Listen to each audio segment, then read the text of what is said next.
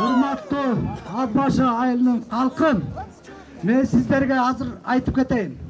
Азыр менин агам өлүп, сөөгү келтат. Ошону карабастан мен ушул жерде турам.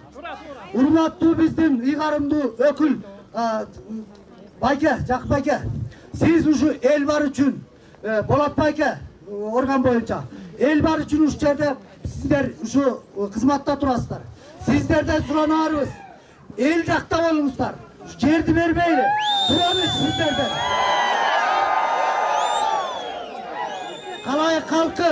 Қалай қалқын, ушул ат башы алтын чөйчөк жерибиз. Кыргызстан боюнча Кыргыздын каада салты нускасы ушу ат башта сакталып турат. Буну Кыргызстан болгон жерден айтып келишет. Ушул жерди сактап калалы. Биз мына Швейцарияга бергис жербиз. Швейцарияны көрүп атасыздар. Эч бир байлыгын качпастан, жерин сатпастан, азыр дүйнөдө эң алдыңкы өлкөлөрдүн бири болуп турат. Биз келечекте ошол мамлекеттерге теңелебиз. Мына малыбыз менен, таза продукциябыз менен, таза кымыз сүтүбүз менен ошол деңгээлге жетели дагы балдарыбызга өткөрүп берели. Урматтуу биздин жогору жактагы өкүлдөрүбүз, угуңуздар. Биз жерде 30 киши эмес, 30 000 киши бар. 30 000 киши. 30 000 киши азыр ушул ат башын сактап калалы деп турат. Кыргызстандын булуң бурчунан келген, булуң бурчунан чалган адамдар дагы ушул ат башыга чеп болуп берели деп турат. Биз урпактарыбызга өткөрүп берели. Таза турган ат башыбызды, чечтеп атабызды, жалпы ата-энелерибиздин арбагын Кытайларга тебелетпейли. Арбак ыраазы, тирүү ыраазы деген сөз бар. Арбакты сыйлайлы, калай калкым ат башыны бермейли.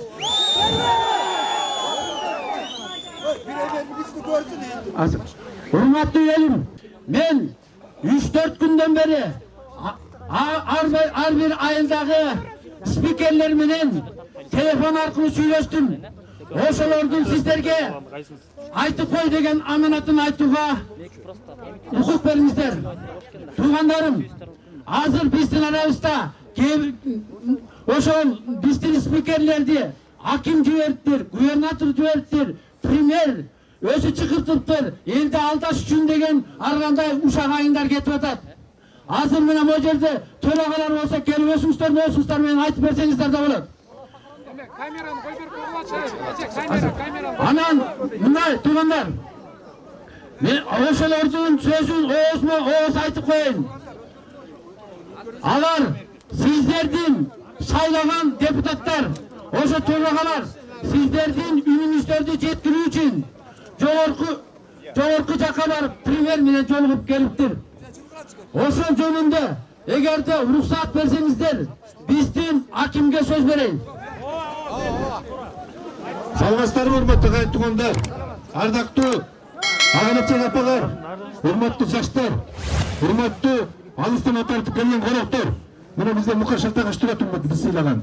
Баарыңыздарды мындай айтканда куттуу ат баш жергесинде кош келиңиздер деп айтчымын. Анан урматтуу туугандар, мындан бери 3-4 күн мурун биздин айылдык кеңештин төрагалары баш болуп кайрылуу жазган экен өкмөткө. Ошо бизди кабыл алсаңыз, элдин үнүн уксаңар деген ой мененчи. Мына ошол жерден 22-23 кишини кабыл алды. Урматтуу Алгазым Мукабек Шекеевич. Ошол жерден мындай талап болду, урматтуу туугандар. Укпаңыздар. Эжекелер, байкелер. Өзүбүздү сыйлайлы дагы укпайлы. Провокация калтырбагыла. Билем азыр ат башташтары биз үчүн провокация уюштуруп аткан. Кечирип коюңуздар, провокация алдырбай, угуп коюңуздар. Урматтуу апа. Урматтуу жаштар.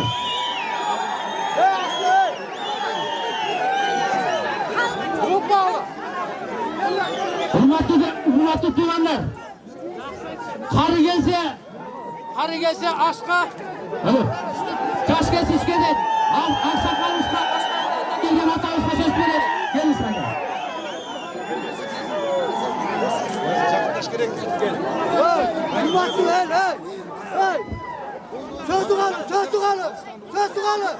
Hurmatlı Akbaşılık tuğanlarım. Sizler bugün biz bu yerge bekerinen çoğulgan yokuz. Böyleki Xitay alalım degen yerim vermeyiz. Vermeyiz. 49 yıldan keyin seher çal bolas kardeşler. Biz yok bolas. Uşu kol koygan tetiğe ak uydakiler 99 çal ne olmasa o dine getir. Hoşanda kim doğru olarak derdi? Kim iyilik bak? Eve uğup koyana. Fakt boyunca biz üsöngü uğuzdu verdik mi? Aldı mı? Hatta senin kurakatman şehir adı verir yıldıram da bu yerde kovalıp beni varan deyip hazır fundament tuturat. Narı yıldırdı? Orada. Yemi doğanlar daha bir mesele. Bu ağaç karşıda nefti çıkart. Bu dairganday neftinin bayrız. Bu karasını burkan saray burkan devir sahasında. Şu karası gelgende iyi misin neftini sorat da. Haylanayım patriot. Kırgızlar sizler işleri iddiamaysalar biz de şiddete özlem. Bu yerde dünyelik manide neft var. Oruslar gelip burasın buratıp sındır olgan. Hanan o tarağımız, hanan ketkenmiz. Taraf ketkenmiz. O şandan beri bu niyeti saklanırdı. Bunlardan rasçotu şu yerde. Anam bundan keyin kara toğdu degen kömür jatat.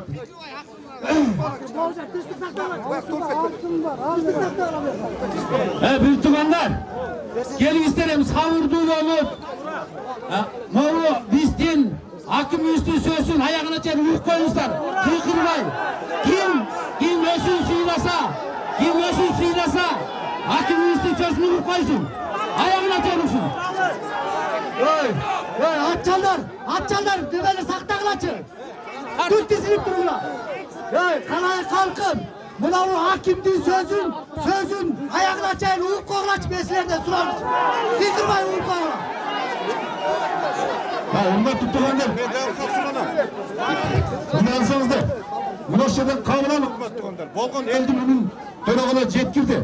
Eldim'e aitti. Ben aşağıdan uklaşımız da bilmedi. Aşağıdan salınsın degenler gepler oldu, salınmasın degenler gepler oldu. Hürmet degenler. Buna dönağına tuttu. Andan giyin buna.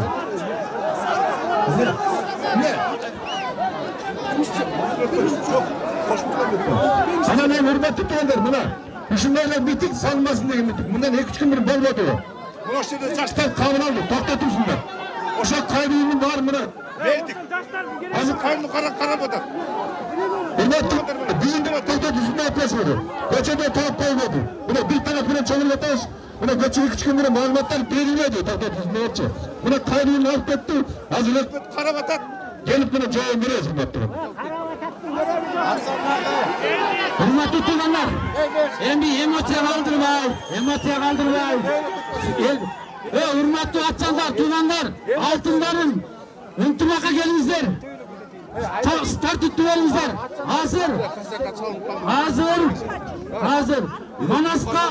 Manas degen bizden kalını alın. Bir tuğanına vereyin özünü sözünü söyle koysun. Gel Manas. Assalamu alaikum Kırgız elim. Varsınlar mı? Ben janağı Manas attığı karalap çatkan jigit men bolam tuğanda. Meni ak jerimen güygüsüp uşunday karalarlardı жүрgüsüp жатат tuğanda. Ben Kudaydın aslında anti çıkıp durup aytalam men akmın. Jerimdi akça üçün satmayın. Anan daha bir nerse ayta geçiyor. O hukuk organları bu nerseni bir 2 minutla taap koyucu nerse olçu. Anan hazır bunu istemey de жатышат, көңүл бурбай da жатышат. Кандай дейсиңер ушуга туугандар? Мен талап кылат элем ошо жазаган жана голосовой жибергендер таап берсин, мен атымды сатып туруп. Ошону талап кылам, кандай дейсиңер туугандар? Рахмат сиздерге. Bir tuğanlar, ушундай фейк өмө менен биздин bir tuğanыбыз Жогорку Кеңештин депутаты Калининдик Алтынбек белен Алтынбек Жунус уулунда каралып атат. Айланайыңдар. Ат башынын bir чыгып келаткан дагы bir кулунун өзүбүз басып алабызбы? Ошон үчүн мен талап кылам, ушундагы Алтынбекти Манасты каралаган бул фейк өмөнүн аягына укук коргоо органдар чыгып берсин деп.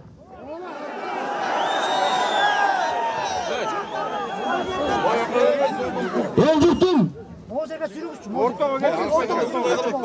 жұртым, алыстан ат артып, биз менен бирге бололу деп, мурунку Жогорку Кеңештин спикери Мукарбай акебиз келиптир. Үнүн угуп койсоңуздар. Арыбаңыздар, урматтуу bir тууган ат башчылыктар.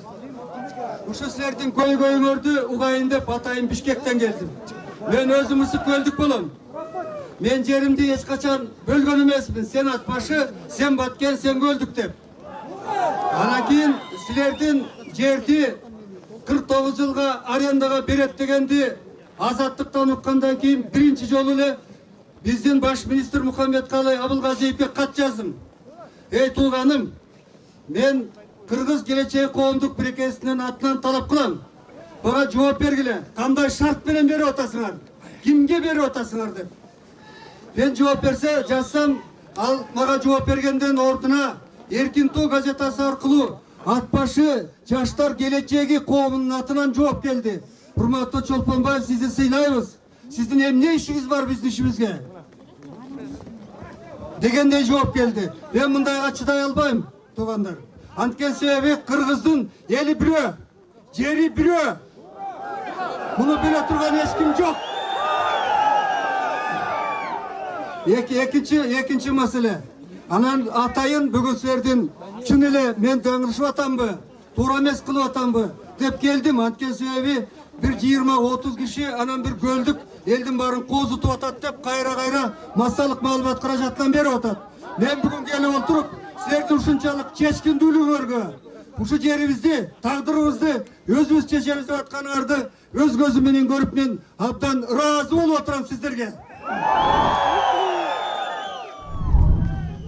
Ал эми Кытай жөнүндө сөз болгондо, урматтуу туугандар, Кытайдын саясатына ишенбешибиз керек.